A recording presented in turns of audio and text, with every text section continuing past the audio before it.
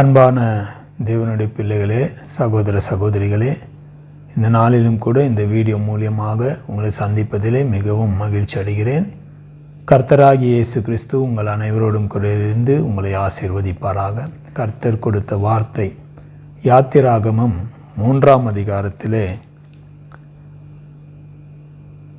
9ஆம் வசனமும் 10வது வசனத்தையும் கர்த்தர் எனக்கு இந்த நாளிலே பேசும்படி கர்த்தர் கொடுத்திருக்கிறார்.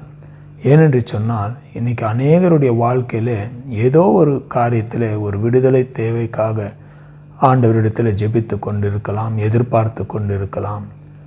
ஏதோ ஒரு விஷயம், ஒரு கடன் பிரச்சனையிலிருந்து, ஒரு வியாதியிலிருந்து, அல்லது ஏதோ ஒரு வாழ்க்கையில் ஏதோ ஒரு போராட்டத்திலிருந்து எனக்கு ஒரு விடுதலை வேண்டும் என்று சொல்லி எதிர்பார்த்து கொண்டிருப்போம். அப்படிப்பட்டதான நேரத்தில் என்னை விடுவிக்க ஒருத்தரும் இல்லையே, எனக்கு உதவி செய்ய ஒருத்தரும் என் பக்கத்தில் என்னை தேடி வரமாட்டேங்கிறாங்களே, எனக்கு உதவி செய்ய ஒருத்தரும் இல்லையே என்று சொல்லி கலங்கி கொண்டிருக்கிறீர்களா? எனக்கு அன்பான தேவனுடைய பிள்ளைகளை, இந்த நாளில் கர்த்தர் இந்த வசனத்தின் மூலமாக உங்களுக்கு ஒரு காரியத்தை சொல்ல விரும்புகிறார். அதாவது, கர்த்தர் எப்படிப்பட்ட ஒரு நேரத்தில் எப்படி நாம் கடந்து போகிறதான சூழ்நிலையிலிருந்து நம்மளை விடுவிக்க வேண்டும் என்பது அவர் கச்சிதமாக அறிந்திருக்கிறார். நம்ம நினைக்கலாம், எனக்கு யாருமே உதவி செய்ய முன்ன வர மாட்டேங்கிறாங்களே, எனக்கு உதவி செய்ய யாருமே இல்லையே என்று சொல்லி. ஆனால் அவர் எப்பொழுதுமே நம்ம நினைத்து கொண்டிருக்கிறாராம். அதனால தான் இன்னைக்கு இப்படிப்பட்டதான ஒரு விடுதலைக்காக, ஒரு தேவைக்காக, ஒரு உத்தாசைக்காக எதிர்பார்த்து கொண்டிருக்கிற நம்மை நோக்கி கர்த்தர் சொல்லுகிறார். பாருங்கள், அந்த வசனம் நான் உங்களுக்காக வாசிக்கிறேன். கர்த்தர் எவ்வளவு ஒரு இரக்கமுள்ள தேவன், எவ்வளவாய் நம்மளை நினைவு கூறுகிறார், எவ்வளவாய் அவர் நம்மளை ஒரு பிரச்சனையிலேருந்து, ஒரு உபத்திரவத்திலிருந்து நம்மளை விடுவிப்பதிலே அவர் எவ்வளவு கரிசனை உள்ளவராக இருக்கிறார் என்பதை குறித்து இந்த வசனத்தின் மூலமாக நாம் அறிந்து கொள்ளலாம். பாருங்கள், நான் இந்த வசனத்தை நான் உங்களுக்காக வாசிக்கிறேன். யாத்திராகமம் 3ஆம் அதிகாரம் அதிலே 9வது வசனமும் 10வது வசனத்திலும் இப்படியாக சொல்லப்பட்டிருக்கிறது. இப்பொழுதும் இஸ்ரவேல் புத்திரரின் கூக்குரல் என் சந்நிதியில் வந்து எட்டினது. எகிப்தியர் அவர்களை ஒடுக்குகிற ஒடுக்குதலையும் கண்டேன்.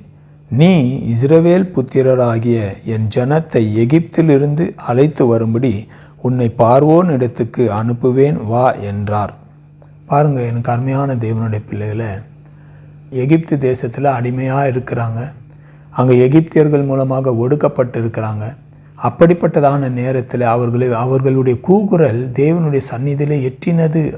அவர்கள் ஜெபித்த ஜெபம், அவர்கள் இட்ட கூக்குரல், அவர்களுடைய அழுகையின் சத்தம் தேவன் கேட்டிருக்கிறார். அதனால தான் அவர்களை விடுவிக்கும்படியாக எகிப்து தேசத்திலிருந்து தம்மை நோக்கி கூக்குரல் இட்டதான இஸ்ரவேல் ஜனங்களை விடுவிக்கும்படியாக ஆண்டவர் மோசையை தெரிந்து கொண்டு இப்போ மோசையோடு கூட சொல்லுகிறார், என் ஜனங்களை விடுவித்து கொண்டு வரும்படியாக நான் உம்மை அனுப்புவேன், நீ வா என்று சொல்லி மோசையை அழைக்கிறார்.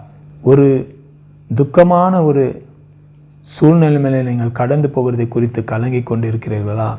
தேவன் உங்களை விடுவிக்கும்படியாக அந்த பிரச்சனை, அது எதுவாக இருக்கலாம், கடன் பிரச்சனையாக இருக்கலாம், அல்லது வியாதியின் பிரச்சனையாக இருக்கலாம், அல்லது குடும்பத்தில் ஏதோ ஒரு விஷயத்தில் நீங்கள் பாதிக்கப்பட்டிருக்கலாம்.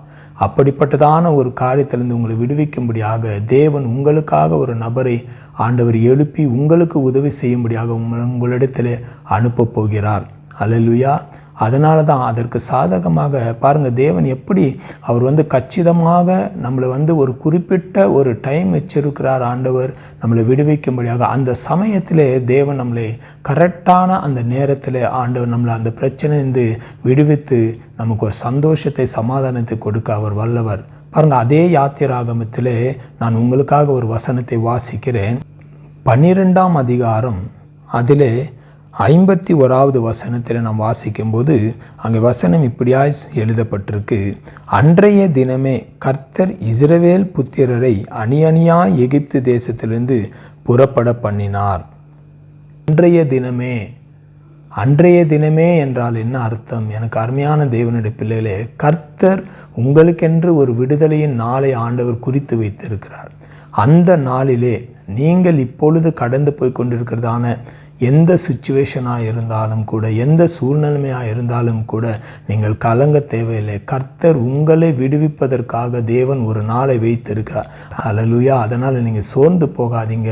கர்த்தர் கண்டிப்பாக நீங்கள் அவரை மறந்தாலும் அவர் உங்களை மறப்பதில்லை. ஹல்லேலூயா. அவருடைய கண்கள் எப்பொழுதுமே உங்களை நோக்கி கொண்டிருக்கிறது. உங்களுடைய நினைவாகவே அவர் இருக்கிறார் என்பது வேதம் தெளிவாக வெளிப்படுத்துகிறது. அதனால் நீங்கள் கலங்க தேவையில்லை.